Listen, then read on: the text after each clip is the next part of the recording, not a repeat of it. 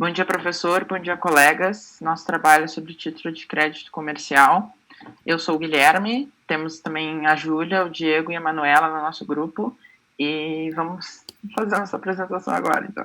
Pode ir, Diego. Bom dia, professor. Bom dia, colegas. Vou fazer uma breve introdução sobre o assunto. Consideram-se células de crédito comercial cédulas de papéis de certo valor. Do ponto de vista jurídico e até mesmo econômico, elas são transferíveis e transportáveis, trazendo certa facilidade, né, para a transação. No conceito do Gladson Mamed, entende que células são títulos representativos de operações de financiamento constituídos com base em empréstimos concedidos por instituições financeiras ou entidades a essas equiparadas, a pessoa jurídica e física que se dedique à respectiva atividade.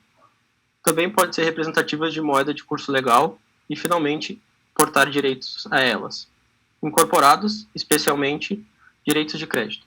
No último sentido, as cédulas são títulos de crédito, puros ou não puros, cambiais e cambiais informes. Na expressão de Pontes de Miranda, os primeiros simplesmente englobados às letras de câmbio e as notas promissórias, e os segundos, todos os demais títulos ou cártulas, sempre que a lei especialis ordenar a serem aplicáveis as normas de direito cambiário no que couber. As cédulas de crédito apresentam a promessa de pagamento, com ou sem garantias cedularmente constituídas, vinculadas a um financiamento para determinada atividade produtiva. Elas são promessas de pagamento na medida em que são emitidas pelo devedor de direito. De devedor direto e principal da obrigação, podendo ou não ser oferecida uma garantia real. Sendo assim, é possível concluir que o papel de cédulas representa o crédito decorrente de um financiamento para atividades produtivas, que são extremamente frequentes na economia moderna, e a cédula de crédito comercial representará um financiamento vinculado ao comércio ou à prestação de serviços. Agora a Júlia vai trazer um pouquinho da definição sobre o assunto. Obrigado. Bom dia, professor. Bom dia, turma. As operações de empréstimo concedidas por instituições financeiras à pessoa física ou jurídica que se dedique à atividade comercial ou de prestação de serviços, elas poderão ser representadas por cédulas de crédito comercial e por nota de crédito comercial.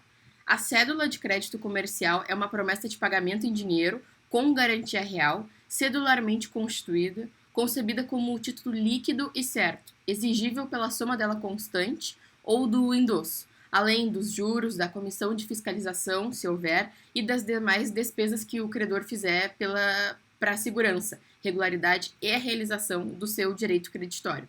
A cédula de crédito comercial é uma operação de empréstimo concedida por instituições financeiras à pessoa física ou jurídica, assim como na modalidade industrial, só que nesse caso é cedida a pessoas que se dediquem à atividade comercial ou à prestação de serviços. Esse tipo de cédula também é regulamentado pelo Decreto-Lei nº 413, de 9 de janeiro de 1969, o mesmo que trata sobre títulos de créditos industriais. A aplicação de crédito decorrente da operação de cédula de crédito comercial pode ser ajustada em um orçamento assinado pelo financiado e autenticado pela instituição financeira, e tem que contar todos os requisitos para a formação de uma cédula de crédito. Assim como na cédula industrial, as garantias aplicadas podem ser desde máquinas e aparelhos utilizados na indústria do comércio até matérias-primas, produtos industrializados e materiais empregados no processo produtivo, veículos automotores, letra de câmbio, promissórias, duplicatas, entre outros destacados no artigo 20 desse mesmo decreto. Aplicam-se a cédula de crédito comercial e a nota de crédito comercial as normas, de novo, do Decreto-Lei de 9 de janeiro de 1969, inclusive quanto aos modelos anexos àquele diploma, respeitados a caso, a respectiva denominação e as disposições previstas especificamente pela Lei 6.840 de 1980. A Manu agora vai falar especificamente sobre os requisitos do título de crédito. Bom, o primeiro requisito inerente a todo título de crédito é a sua identificação. Isso é necessário para que se possa saber o regime jurídico aplicável àquele documento. Em relação às células, a denominação do título é importante para definir se a obrigação possui ou não garantias reais. Fala-se em nota de crédito quando a garantia real está ausente. O segundo requisito é o valor do crédito. Esse é essencial que conste no documento o valor concedido em algarismo em algarismo e por extenso.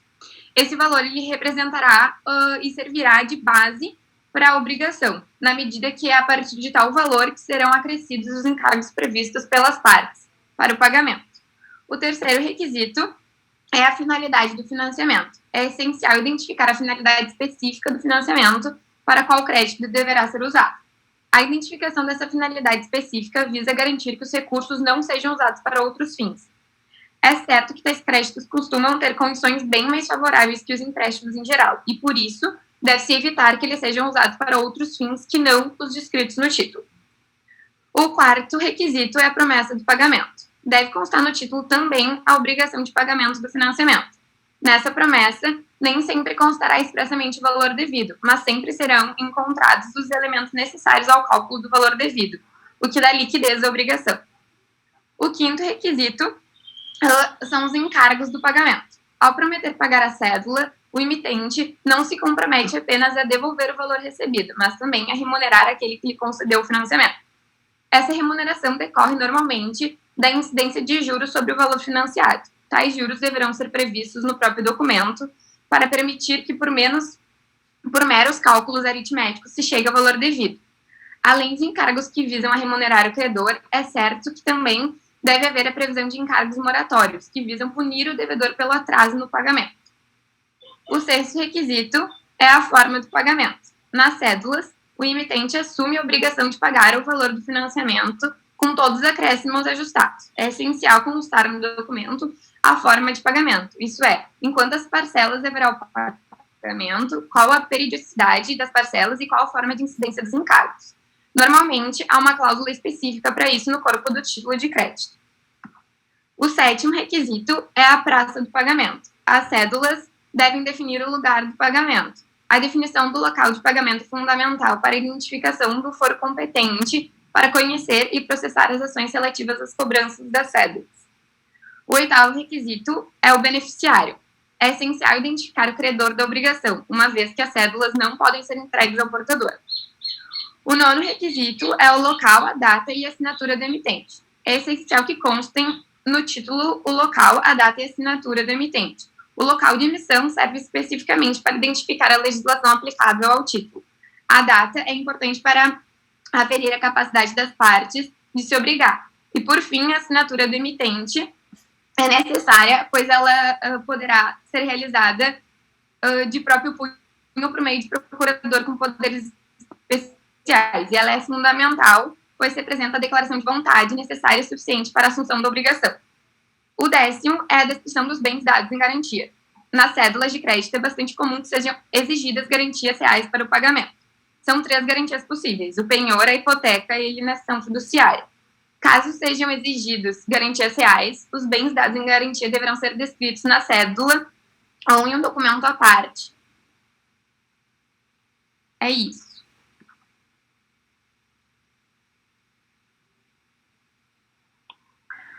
Quanto à competência registral,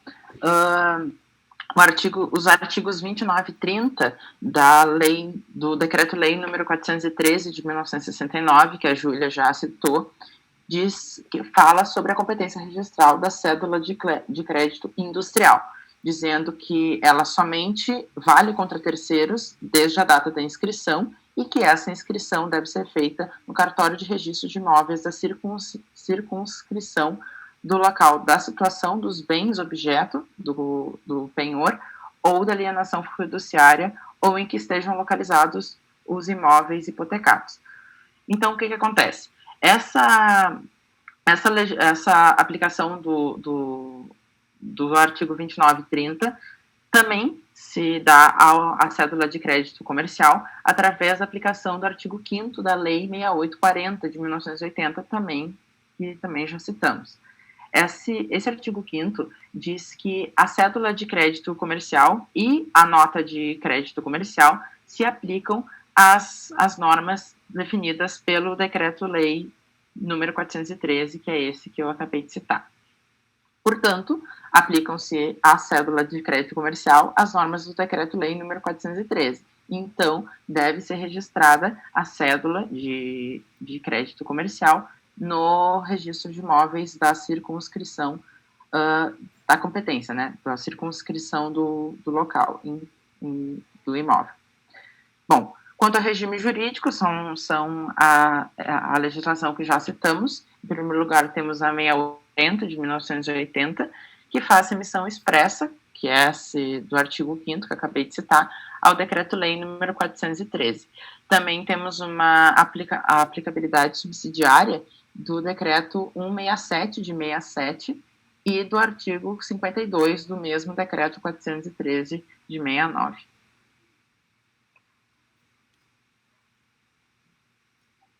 Eu vou falar um pouco agora do vencimento do título de crédito comercial.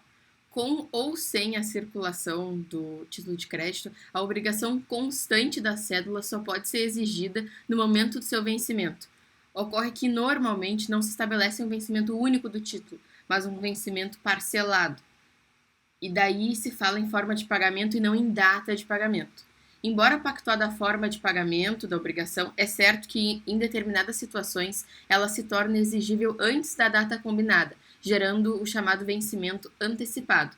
A inadimplência de qualquer obrigação convencional ou legal do emitente do título, ou sendo o caso de um terceiro prestador dessa garantia real, importa no vencimento antecipado da cédula de crédito, independentemente de aviso ou interpelação judicial ou extrajudicial.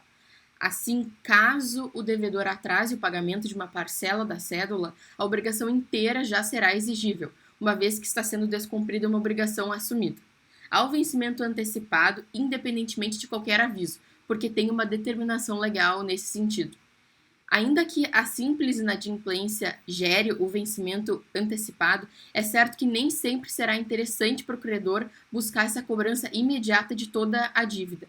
Por vezes, ele vai negociar e buscar uma satisfação por vias amigáveis. Em razão dessa possibilidade, tem-se entendido que, apesar desse vencimento antecipado, o prazo prescricional se manteria do vencimento aquele combinado entre as partes.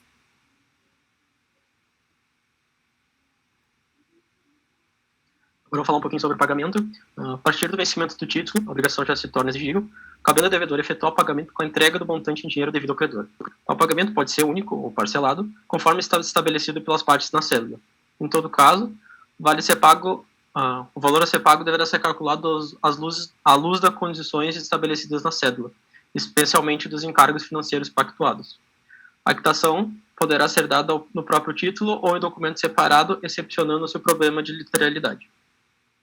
Por terem origem em operações de financiamento, as cédulas de crédito normalmente envolvem certos acréscimos, seja a título de remuneração pelo uso capital, seja a título de punição pelo atraso no cumprimento da obrigação, ou até mesmo costuma haver também a correção do valor emprestado, para que não seja corroído pelos efeitos da inflação.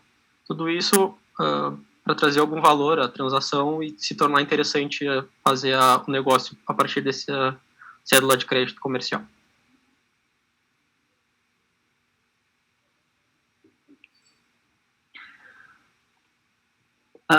Falando um pouco sobre a questão do protesto, como a cédula de crédito comercial é um documento de dívida, então elas podem ser objeto de protesto pela falta de pagamento. É importante frisar que não vai ser permitido a lavratura do protesto por falta de aceite ou por falta de devolução do título, apenas por falta de pagamento. Segundo o artigo 1º da Lei 9492, de 1997, que é a lei que fala sobre os protestos, o protesto é um ato formal e solene pelo qual se prova a inadimplência e o descumprimento de obrigação originada em títulos e outros documentos de dívida. Ou seja, basicamente, o protesto se destina a duas finalidades. A primeira é de provar publicamente o atraso do devedor e a segunda é de resguardar o direito do crédito. Portanto, o protesto vai representar apenas uma prova solene do não pagamento do título, seguindo as mesmas regras do regime cambial como única peculiaridade. O protesto, então, vai ser registrado no tabelionato específico, que é o tabelionato de protestos, e vai ser lavrado pelo tabelião ou por alguém que vai receber a procuração deste tabelião, né? Então, essa é a competência registral do protesto. Então, Júlia, é tu que vai concluir ou sou eu? É a Manu. Conclui? A Manu É a Manu. vai Pode ir, A Manu. gente vai desculpa. mostrar um modelo de título de crédito comercial, para que fique um pouco mais evidente os requisitos que a gente apresentou anteriormente. Esse modelo, então, nós conseguimos verificar a denominação do título, que está bem ali em cima, aparece cédula de crédito comercial. A gente também consegue identificar o valor do crédito. Obrigada, Gui.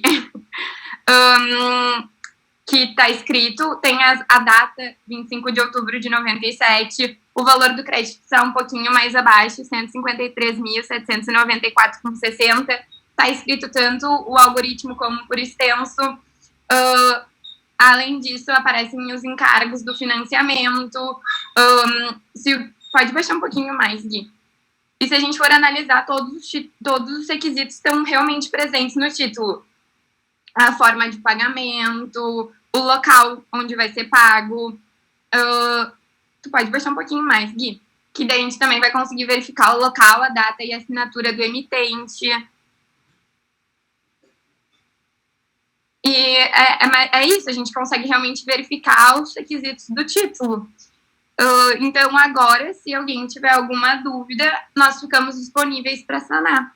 Muito obrigada pela atenção de todos.